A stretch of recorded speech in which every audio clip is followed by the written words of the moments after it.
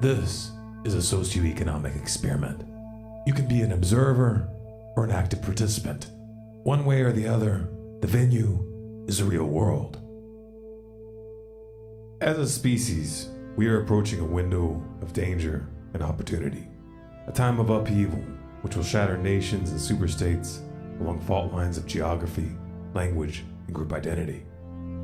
A socioeconomic reset is in order and in the works. The stakes are high. Positive outcomes are possible, but are by no means guaranteed. We have a very limited timetable to influence that outcome.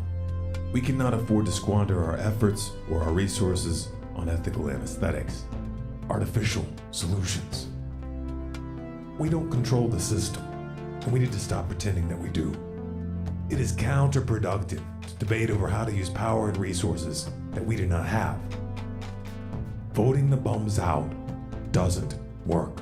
This is not just a question of a few bad apples or a broken system. We have a paradigm problem. Those who haven't come to terms with these realities are behind the curve. This is not the time to start fighting over what the ideal civilization might look like. Utopian ideologies are a dime a dozen. Perfection is not on the table. The real question is this: can we do better?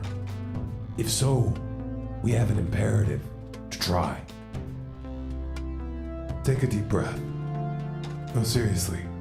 Science tells us that the mere act of slowing down our breathing calms the mind measurably. The mind works better when calm, and we're going to need the extra bandwidth. So, take a deep breath.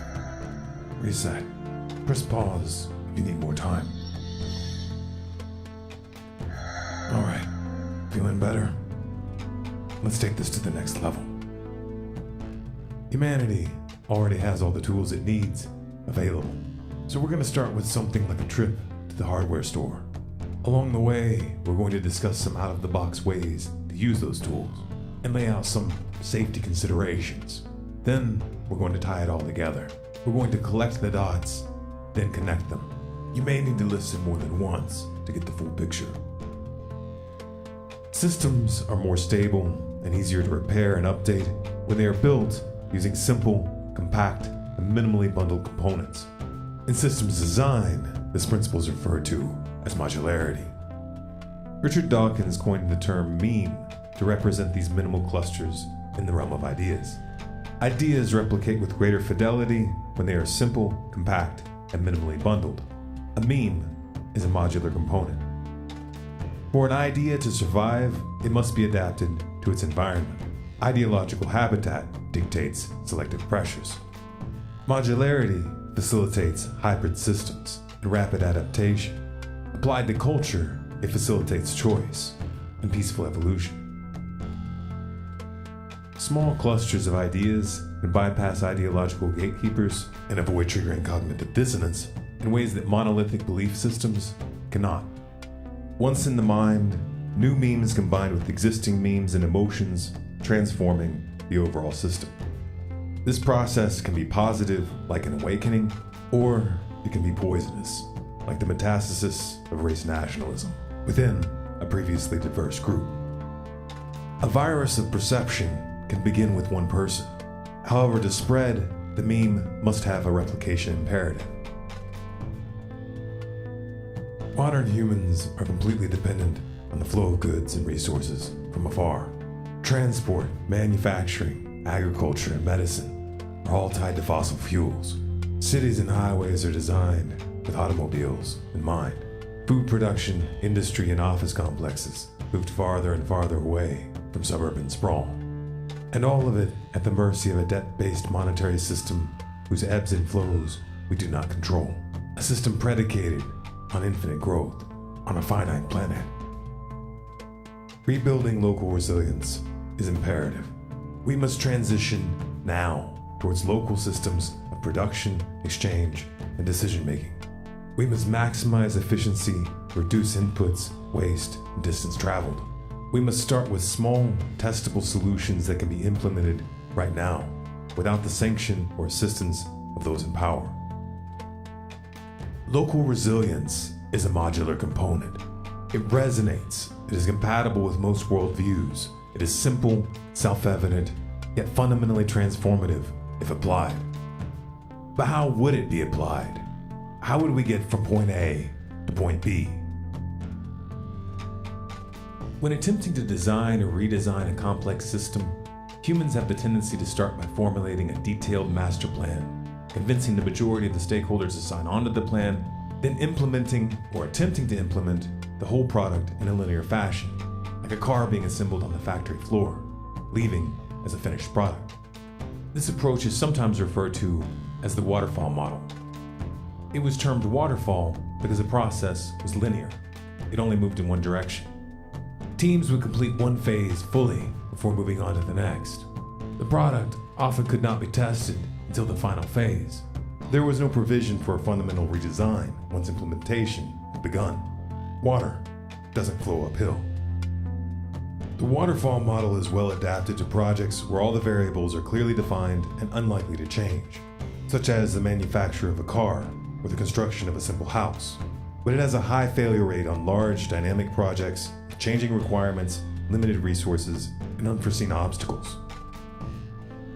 In the early 1990s, the software industry faced what is often referred to as the application development crisis, or the application delivery lag.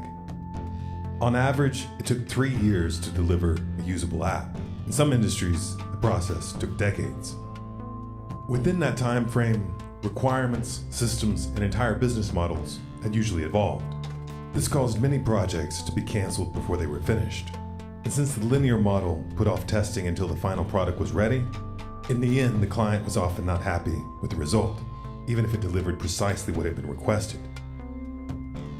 Software developers attempted to protect themselves in this situation through comprehensive contracts, but projects were chronically behind schedule, over budget, and buggy. Contracts provided legal protection, but not a happy customer. Disillusioned by the status quo, a contingent of the development community gathered in 2001. They decided to radically adjust, and they put their intent into a manifesto. Though the ideas that they drew together had existed in other forms for some time, no one had yet unified those ideas with a sense of purpose, community, and mission. They did. The ideas were simple. Rather than trying to build according to a master plan that accounts for everything in the beginning, they would take an adaptive approach, aka iterative or nonlinear.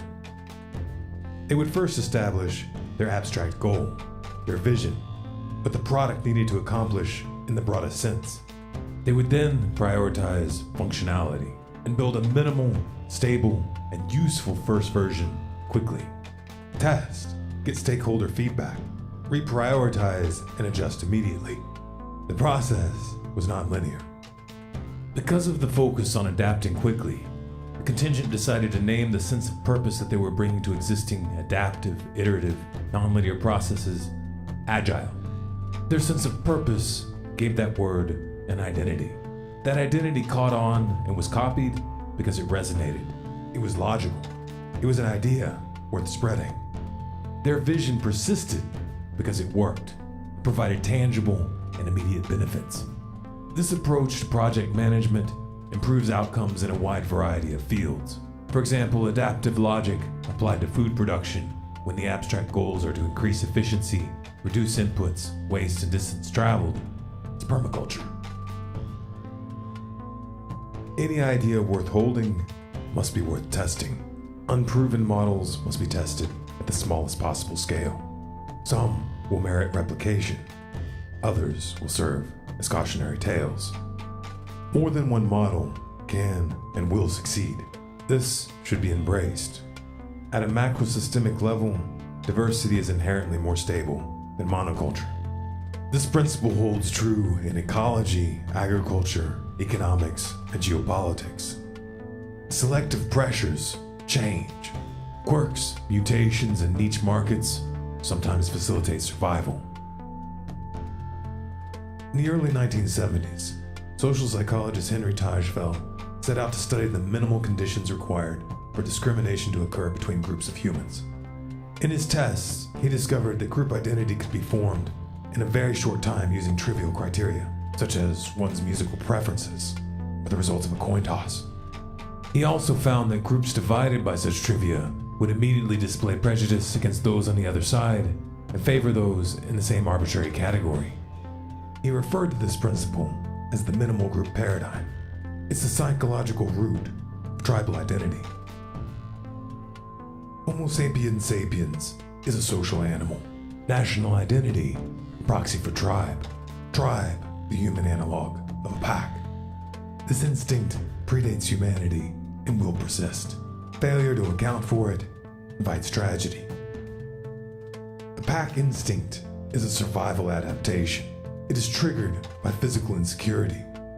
Those who are able to coordinate their efforts with those around them are able to accomplish exponentially more than those who attempt to go it alone. Groups which define and maintain a strong shared identity are more stable than those which do not. This provides a selective pressure that will always come into play during times of upheaval. The sense of belonging is a vital need, and modern civilization is in the throes of an identity crisis. This is the window of danger and opportunity. Where there is opportunity, there are always opportunists, those willing to tell an angry crowd exactly what they want to hear, weaving stories that give meaning to their pain, defining the in-group against an out-group to be saddled with the blame. When national identity becomes too weak to provide that sense of tribe, new group identities emerge to fill the void. Identity vacuums cannot be ignored or rationalized away. They will be filled. The question is by who and with what. Either we fill that void with a positive vision that sets us on an upward spiral, or demagogues and prophets of hate will slice and dice, pitting us against each other over trivia. The next generation needs a paradigm and a code of identity that bind with a sense of purpose, community, and mission. An idea and a feeling that transcends superficial characteristics like skin color, gender, and orientation. This vision must resonate and inspire action. Action towards concrete goals, minimal starting points that provide immediate and tangible benefits. The code must be synchronized with reality. It must adapt to logic and evidence, a scientific method applied to the way humans learn, organize, and live. The code must be open source. It must be simple, modular, meme level, and compatible with a broad spectrum of existing ideologies. It must work with rather than against our instinctual psychology. It must be adapted to human biochemistry. We don't have time to reinvent the wheel. We must learn from the lessons of history, take the best of the old and the new, integrate what works, and discard what doesn't. You're never going to get every culture and subculture on this planet to agree on every aspect of the proper way to live. As such, we will never fully eliminate in-group and out-group, or erase all borders of us and them. This understanding precludes one-size-fits-all global solutions. Grand socioeconomic designs defined in detail to be imposed on all by the barrel of a gun, end in war and atrocities committed for the common good. The ability to maintain peace and security within a group and in relation to neighboring groups is vital. This duty is and has always been our responsibility. However, for generations we have outsourced these functions to other groups of humans, often thousands of miles away, who claim the monopoly on violence, money, and truth within a given region. As the current system weakens, this responsibility must be picked up again on a community level. The transition must be guided by principle. Most would agree that it's not right to punch the neighborhood kid in the face and take his toy. But where does that feeling of not right or that's not okay come from? Some frame the concept of non-aggression as a moral principle. But moral principles could also be described as expressions of the tribal instinct. Such principles resonate deeply in the human psyche and are easily reawakened, because for eons they have facilitated the stability and therefore survival of groups which hold to them. This assertion can be tested. Game theory has established that the most successful strategy in experiments modeled around conflict is tit for tat. Never attack, retaliate in kind. Tit for tat is a mathematically consistent selective pressure. Instincts are adapted to that pressure. This is why every human culture has some concept of the right to self-defense. It's also why most societies condemn aggression, and why states always claim to be attacked when they want to start a war. The retaliation instinct is counterbalanced by empathy. Conflict resolution and consensus building improve outcomes by preventing long cycles of retaliation and averting escalations before they start. Diversity and pluralism within a strong code of identity is a sign of strength, not weakness. However, an inclusive identity can only be maintained if it is protected. For example, a single member attacking another tribe puts everyone in danger.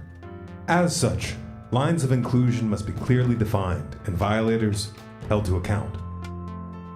Social validation is a biochemical incentive. If you incentivize something, you typically get more of it. A code of identity which values conflict resolution and consensus building, honors those who master the skills, and condemns those who initiate violence or call for wars of aggression, gives cultures which hold to it a much better chance of peaceful continuity. We've collected the dots. Let's connect them. We can do better. It is imperative that we try. The time is now. The next generation needs a path to be cleared, pragmatic examples to emulate, and an idea to spread like a virus of perception.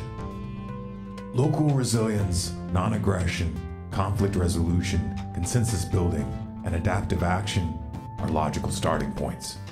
These are modular components. They are simple, self-evident, useful at the smallest possible scale. They are compatible with any sane ideology, yet fundamentally transformative if applied. Local resilience implies converging, forming coalitions and teams, getting our local community involved. Non-aggression, conflict resolution, and consensus building will make the transition more peaceful. The adaptive approach will make us more effective. Identity can form around any idea. Humans can divide themselves on any characteristic they focus their attention on. But what holds it together is a feeling. The feeling of belonging, the tribal identity. This we can cultivate, reawaken. The code is written in our DNA. Start small. Work with what you have. Set realistic goals and take steps to achieve them. The evolution might begin with a gathering of friends or a garden in your front yard.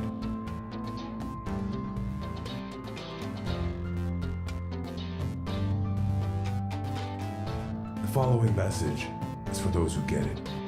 You see the stakes, connect the dots. You're motivated to take action. You're looking for some minimal starting points. The key is to start with the right questions. Press pause and find a pen and a piece of paper. Ready? Write the following at the top of your page. What can I do? Each of you have different skills, assets, liabilities, time, and geographic constraints. Press pause and make a list. Now, write the next question. What am I willing to do? How much time and energy are you willing to invest into changing the world? How much are you willing to sacrifice? Write an honest answer. As you are writing that answer, consider this. If you aren't willing to make radical changes in your own way of life, how can you expect others to?